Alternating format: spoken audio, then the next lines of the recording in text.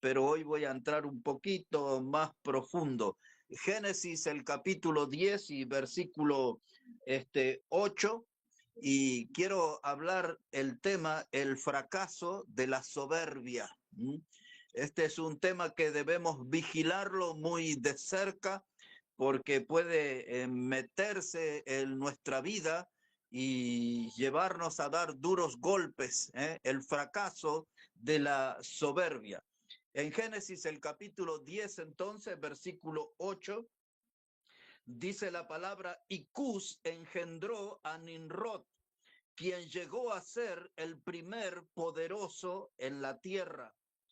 Este fue vigoroso cazador delante de Jehová, por lo cual se dice, así como Nimrod, vigoroso cazador delante de Jehová, y fue el comienzo de su reino Babel, Eret, Akkad y Calne en la tierra de Sinar. Aquí la Biblia habla acerca de un hombre que se llamaba Nimrod. Para que nos ubiquemos, esta historia se sitúa unos 100 años después del diluvio. Eso es para ubicarnos en el tiempo, unos 100 años después del diluvio. Nimrod era un bisnieto de Noé, del hombre que fue el capitán del arca y el pregonero de justicia en sus días, Noé. Nimrod era su bisnieto. Y este hombre se levantó en estos días en oposición a Dios. El propio nombre Nimrod significa tirano o el rebelde. En su propio nombre está marcada su posición, que se paró en la vereda de enfrente de Dios. Nimrod era un hombre soberbio. Él era como el fundador de una escuela que enseñaba que era posible que los hombres pudieran vivir y triunfar sin Dios. Otra vez voy con esa idea. Él era fundador de una escuela que enseñaba que era posible al hombre vivir y triunfar sin Dios. Como dice el texto que hemos visto ahí, Nimrod fue el primer poderoso. Eso lo pone a él en los zapatos de un líder.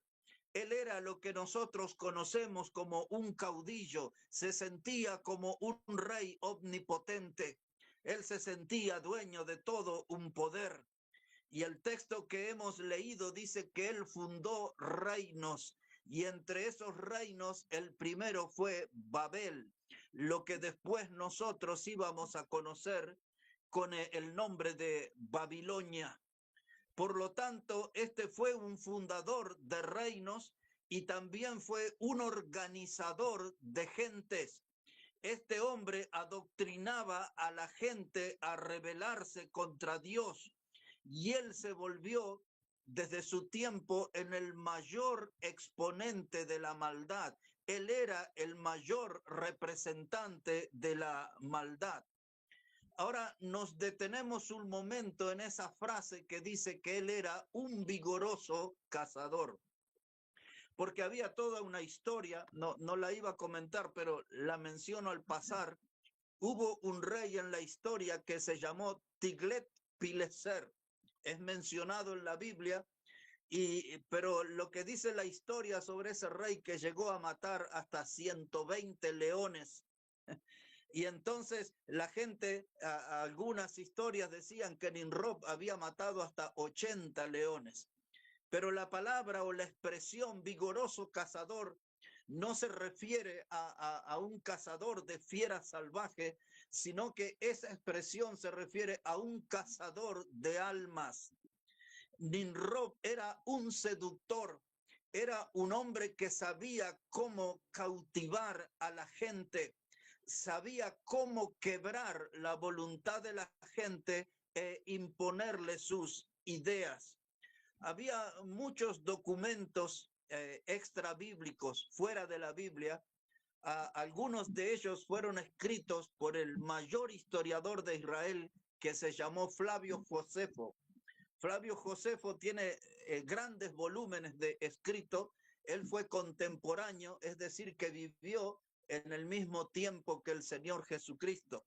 Y Flavio Josefo habla en algunos de sus libros acerca de Nimrod, y cuenta él que Nimrod arengaba al pueblo para que no se sometieran a Dios. Y Nimrod le decía a la gente que la prosperidad se la atribuyan a los esfuerzos propios y no a Dios. Así que por lo que vemos en la Biblia y lo que sabemos de la historia, Nimrod fue un gran opositor a Dios. Verdaderamente, como lo dice su nombre, él fue un gran rebelde. Nimrod, dicen que él hablaba al pueblo y le decía que era una cobardía someterse a Dios. Y entonces él fue el que promulgó de algún modo el ateísmo. Él le enseñó a la gente a no creer en Dios, a no confiar en Dios, a no esperar nada de Dios. De manera que él fue como de las primeras personas que colocó al hombre en el centro y lo sacó a Dios. Este era Nimrod, con todas sus actitudes y con sus palabras y con las actividades que él se involucraba, demostraba que estaba abiertamente enfrentado a Dios. Un vigoroso cazador, un poderoso de su época. Ahora, lo que resulta curioso y por lo cual estoy presentando este tema sobre el fracaso de la soberbia, es que en muchas congregaciones, hermanos, se ven hombres y mujeres con las actitudes de Nimrod, hombres y mujeres que con su estilo de vida se están oponiendo a Dios. Y estoy hablando de gente que va a las iglesias. Este hombre, Nimrod, tomó a esa postura en contra de Dios. Hoy vemos que nuestra gente en las iglesias no consultan a Dios para sus proyectos laborales, familiares, proyectos espirituales. Dios no es considerado en la vida de mucha gente que va a las iglesias. La gente no lee la palabra, la gente no ora, la gente no asiste fielmente a los cultos. Algo de Nimrod se les pegó a sus almas. Y los creyentes de hoy, con su manera de vivir, muchas veces se oponen a Dios, se paran en la vereda de enfrente, igual que lo hizo Nimrod. Ahora, hermanos, si usted quiere, me acompaña, porque voy a volver ahí a Génesis. Si no, solamente deme atención, le voy a leer aquí unos versículos del Salmo 14. De paso, como esos versículos le van a resultar conocidos, les cuento que los mismos textos también se repiten en el Salmo 53, en los primeros 6 versículos. Así que los que voy a leerles ahora en el Salmo 14 también está escrito del mismo modo en el Salmo 56. Dice así, estamos hablando, porque hay más hermanos sumándose, estamos hablando del fracaso de la soberbia. Y estamos citándolo a Nimrod, un hombre opositor a Dios, de una escuela opositor a Dios, como un precursor del ateísmo, de enseñarle a la gente a no creer en Dios y a no esperar en Dios. Ahora, mire lo que dice el Salmo 14, e insisto, el Salmo 53 dice de la misma manera. Dice, el necio en su corazón no hay Dios. Se han corrompido, hacen obras abominables. No hay quien haga el bien. Jehová miró desde los cielos sobre los hijos de los hombres para ver si había algún entendido que buscara a Dios. Todos se desviaron y aún se han corrompido. No hay quien haga lo bueno, no hay ni siquiera uno. No tienen discernimiento todos los que hacen iniquidad, que devoran a mi pueblo como si comiesen pan, y a Jehová no invocan. El pasaje está hablando de necios, está hablando de gente que no reconoce a Dios, y dice que entre esas características se desviaron hicieron iniquidad, en otras palabras, vivieron de una manera libertina, y dice la última frase que leí, dice, y no invocan a Dios. Es decir, que a Jehová no invocan. Esto está hablando de incrédulos. Sin embargo, estas actitudes las vemos en muchos cristianos. Viven una vida como liberales, no invocan a Dios, se guían por la vida como si Dios no existiera. Dice el necio en su corazón, no hay Dios, pero nosotros somos creyentes y necesitamos tener conciencia de la presencia de Dios en nuestra vida. Hermanos, mucho de Nimrod se ha instalado en nuestras congregaciones. Este hombre, Nimrod, hermanos, representa la soberbia. El diccionario da muchas definiciones sobre soberbia. Una muy simple, que la soberbia es una pretensión exagerada de superioridad. Es decir, que este hombre, como cualquier soberbio de nuestros días, es una persona que se cree superior a otros, más poderosos que otros, más influyentes que otros, más conocido que otros. Eso es la soberbia, la pretensión exagerada de superioridad. También usamos en nuestros días la palabra vanidad, o la palabra arrogancia, o la palabra orgullo. Todo eso está en la línea de lo que es la soberbia. La soberbia era lo que reinaba en la vida de Nimrod, pero yo estoy hablándoles del fracaso de la soberbia, porque la Biblia enseña, y ahora sí, un poquito para la memoria, enseña que el pecado central de Satanás fue la soberbia. Por ejemplo, después ustedes pueden ver en Ezequiel 28, capítulo 17, allí está hablando acerca de la persona de Satanás. Primero pareciera que estuviera hablando del rey de Tiro, pero después, cuando uno sigue la lectura, dice que esa persona estuvo en el huerto del Edén, y allí estaba Adán, y estaba Eva, y estaba la serpiente. O sea que detrás de la figura del rey de Tiro, el capítulo 28 de Ezequiel habla de Satanás. Y lo que dice en el verso 17, dice la palabra así, dice, se enalteció tu corazón a causa de tu hermosura, corrompiste tu sabiduría a causa de tu esplendor, yo te arrojaré por tierra. Entonces el rey de Tiro ya no es, está hablando de otra persona, es Satanás. Y Dios le está diciendo que se había enaltecido su corazón, y Dios le está diciendo que por causa de su hermosura se corrompió, porque se sentía muy sabio. Y entonces era un hombre, una persona, perdón, esplendorosa. Dice Dios, yo te arrojaré por tierra. Casi la misma historia la encontramos en una representación del rey de Babilonia. En Ezequiel es el rey de Tiro, pero en Isaías 14 habla del rey de Babilonia. Y cuando empezamos a mirar detrás de la figura del rey, nos encontramos que está Satanás, que en realidad está hablando de Satanás. Ustedes recordarán en Isaías 14, cuando dice, ¿cómo caíste del cielo, oh lucero, hijo de la mañana? Pero todos los versículos anteriores hablaba del rey de Babilonia. De ese capítulo 14 de Isaías, yo le voy a citar el versículo 11. Estamos hablando de la soberbia, y dice allí en Isaías 14, 11, dice, descendió al Seol tu soberbia y el sonido de tus arpas. Gusanos serán tu cama y gusanos te cubrirán.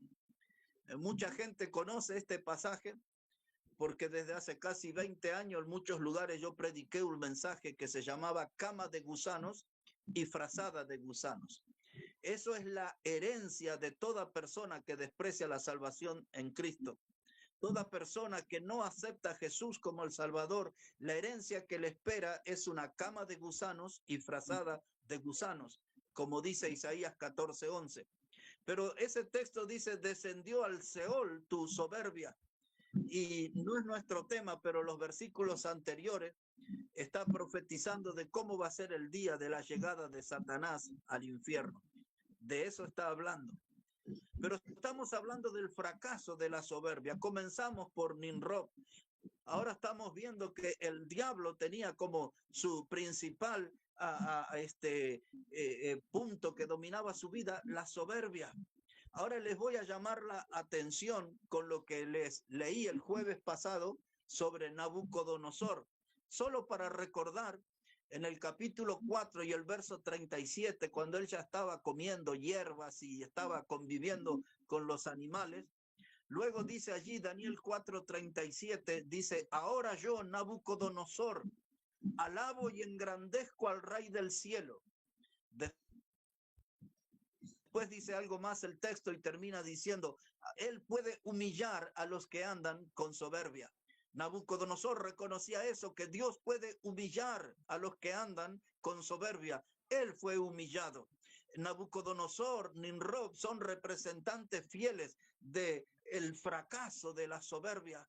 La soberbia siempre lleva a la gente a la humillación. Tarde o temprano, el soberbio se encontrará humillado. El diablo también fue humillado, fue desterrado del cielo por causa de su soberbia. Y ahora un texto un poco extraño. Dice la palabra de Dios en Levítico 26, versículo 19, dice allí, y quebrantaré la soberbia de vuestro orgullo, y haré vuestro cielo como hierro y vuestra tierra como bronce. Aquí está, hermano, Dios hablando de que va a quebrantar la soberbia de nuestro orgullo. La palabra quebrantamiento en la Biblia generalmente, depende del contexto, se refiere a ser traspasado por un dolor. Así que los soberbios son gentes, hermanos, que son candidatos a ser traspasados por el dolor. Parte de ese dolor es la vergüenza y el estado de humillación. Pero este pasaje de Levítico que dice Dios, haré que vuestro cielo sea como hierro y vuestra tierra como bronce. Ya hace como 2 años prediqué un mensaje que se llamaba cielo de hierro, tierra de bronce. ¿Qué es lo que significa eso? Un cielo de hierro significa que el soberbio, cuando quiere hablar con Dios, se encuentra con un techo de hierro. Su oración no va a llegar a la presencia de Dios. Es la figura que usa el pasaje. Nosotros sabemos que Dios es omnipresente, está encima, debajo, en todos lugares. Pero la idea que da aquí es que el que busca a Dios a través de esa oración, si sale de un corazón soberbio, como la de aquel fariseo que se encontró en el templo con el publicano, es una oración que no llega al trono de Dios, encontrará, chocará con un cielo de hierro. Y después dice tierra de bronce. Todo lo que una persona quiera hacer con Dios, todo lo que quiera sembrar en esta vida, no tendrá tierra fértil, será como una tierra de bronce. Ninguna semilla puede penetrar para dar fruto. Eso es lo que Dios le está diciendo a los que tienen actitud de soberbia. Todo lo que quieran sembrar, nada va a prosperar, porque la soberbia será quebrantada. La soberbia no puede producir un fruto bueno.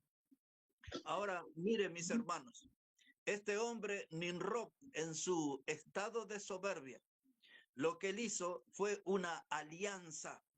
Quizás algunos van a recordar en un mensaje de hace unas reuniones atrás, donde yo dije que este hombre fue el que hizo lo que se conoce como el primer nuevo orden mundial. Él unió la religión, él unió el poder económico y el poder político. Era un vigoroso cazador, tenía un poder seductor, un poder cautivador. Él sabía cómo convencer a la gente y entonces trabajó para formar una alianza para perseguir un error. ¿Cuál era el error que perseguía Nimrod? Yo le diría el gran error, que quiso llegar al cielo por sus propios medios. Y entonces él fue el fundador de esa primer religión. Unió las fuerzas, unió el poder económico y se pusieron una meta, llegar al cielo por sus propios medios. La idea era crear una torre cuya cúspide, decía él, que llegue al cielo. La torre era la de Babel. Esa palabra significaba confusión. Y ese era el estado de las almas. Otra vez, ese era el estado de las almas que acompañaban a Nimrod. Todos estaban en un estado de confusión. Todos habían sido engañados y atrapados por el vigoroso cazador, el gran seductor de las almas. Y esa torre que ellos iban a hacer, la torre de Babel, esa era la consolidación del mal.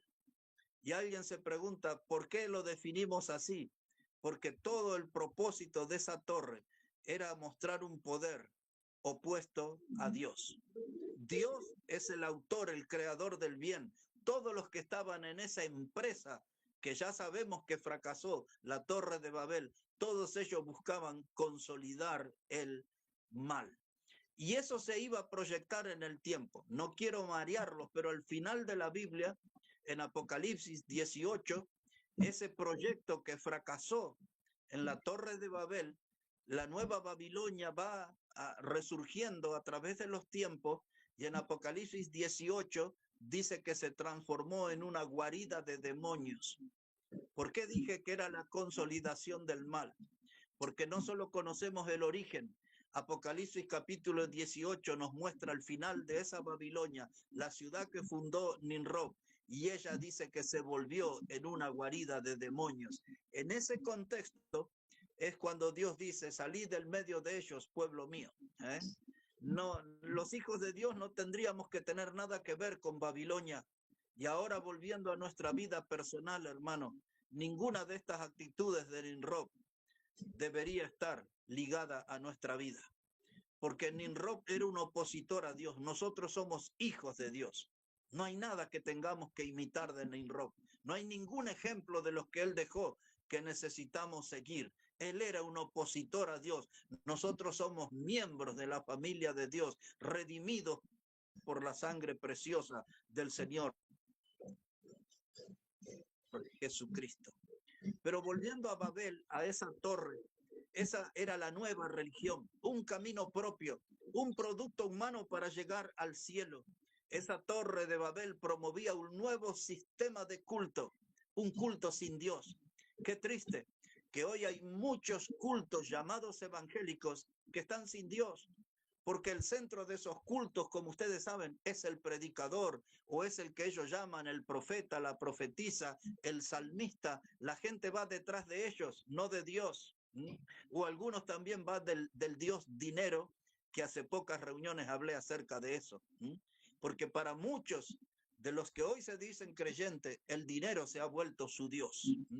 En el Antiguo Testamento la gente adoraba el becerro de oro. En los cultos modernos muchos van a adorar el oro del becerro. Van por la plata, van por las promesas de volverse rico que le hacen los predicadores modernos. Ahora quiero decir esto claramente, hermanos, para nosotros, para los hijos de Dios. Toda persona que quiera excluir a Dios terminará en confusión y en el fracaso que le llevará a su soberbia. Eso fue Babel, confusión. Eso fue Babel, el fracaso de la soberbia. Todo creyente que quiera excluir a Dios de su vida, dejar a un costado a Dios en su vida, entonces, hermanos, también entrará en un estado de confusión y entrará a conocer el fracaso que les guiará a la soberbia, a ese lugar tan triste. Esta misma semana estaban ahí en las páginas hablando acerca de un pastor que dejó el púlpito y ahora se declaró ateo, creo que después de 18 años de predicar la palabra. Confusión, confusión. La soberbia es la que lleva a la gente hacia el fracaso y nosotros tenemos que estar con los ojos abiertos, que nada de la soberbia se pegue a nuestras vidas, hermanos, porque puede ser el principio de nuestra ruina. Ahí está Nimrod. Nimrod fue el que sembró las semillas del ateísmo.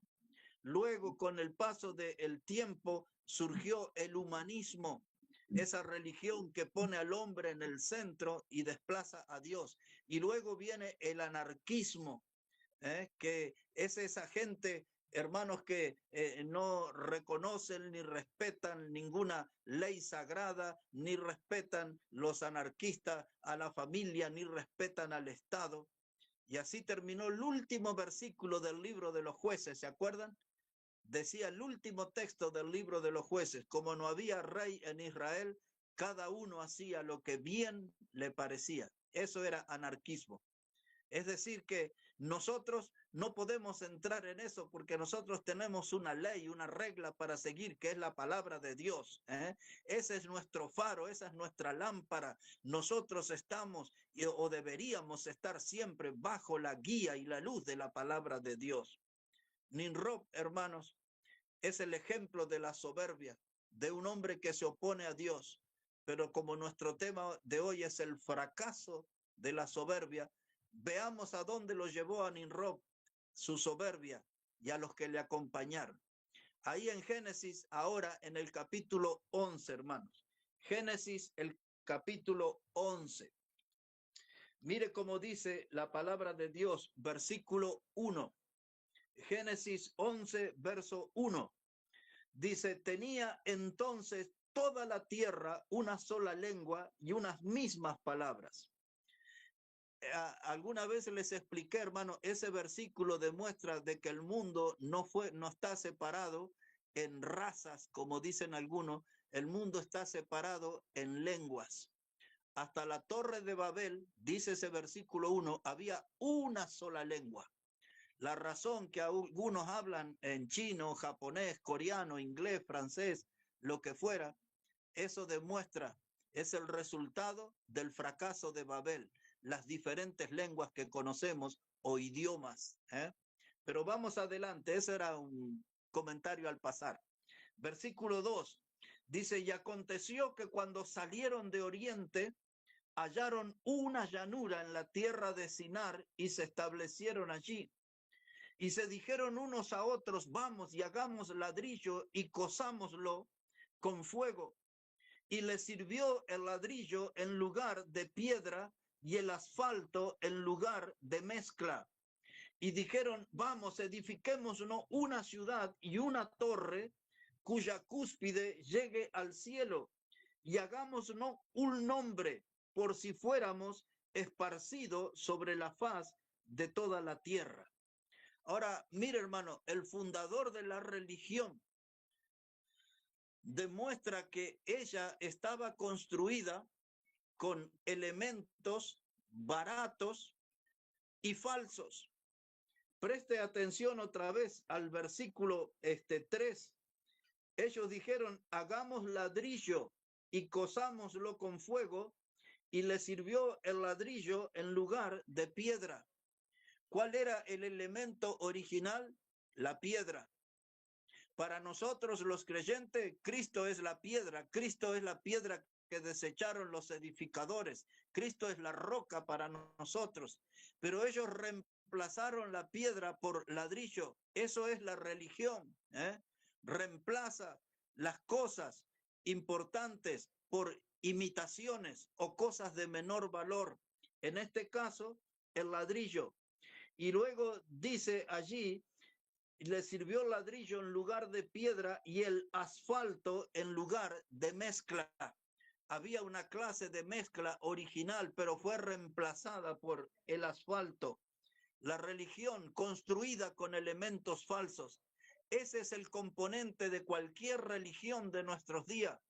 Están siendo levantadas por elementos falsos, imitaciones de poco valor. Y ahora en el versículo 4 es importante poner la atención ahí, que era lo que hablaban todos estos constructores de la Torre de Babel. Dice el verso 4, y dijeron, edifiquémonos una ciudad. Ellos querían armar su religión, la pretensión de su religión era llegar al cielo, y ellos querían, hermano, armarse una ciudad. Es decir, cuando dicen vamos a hacer una ciudad, edificar una ciudad, estaban diciendo vamos a hacer la capital mundial, una capital que se vuelva el símbolo de rebelión a Dios. Eso tiene un nombre en nuestros días, se llama ecumenismo, la unión de todas las religiones y que buscan tener una capital mundial. Eso era parte del antiguo proyecto de Nimrod en Babel. Una capital mundial que fuera el símbolo de la rebelión a Dios. Ahora, hermanos, ¿por qué se embarcaron todos en ese proyecto? porque la soberbia de ellos les hizo pensar de que Dios no los iba a juzgar. Ellos sabían que unos 100 años atrás Dios juzgó al mundo enviando un diluvio, y ellos sabían que Dios había prometido a Noé que no iba a destruir más el mundo a través del agua. Y esto era lo que ellos pensaban. Hagamos la nuestra, hagamos esta torre, hagamos esta ciudad, hagámonos de un nombre. Decir, ellos decían, vamos a hacer algo que nosotros los hombres somos el centro, algo para trascender a través de toda la historia humana. Hagamos una torre, hagamos una ciudad, hagámonos de un nombre. Eso es la soberbia humana, hermanos. Ahora ellos decían, ya Dios juzgó al mundo por un diluvio. Dios no va a enviar otro diluvio. Así que esta es nuestra oportunidad, hagamos la torre. Ahora, el día sábado, en el sermón, al pasar yo dije, hermano, la misericordia de Dios es grandísima, pero no abusemos de la misericordia de Dios. ¿Se acuerda cuando estábamos hablando ese mensaje sobre la higuera? Creo que fue 2 sábados atrás, que hablábamos sobre la higuera, que el mayordomo dijo, déjala un año y si no da fruto, córtala. Y yo dije, hermanos, no abusemos de la misericordia de Dios, no abusemos.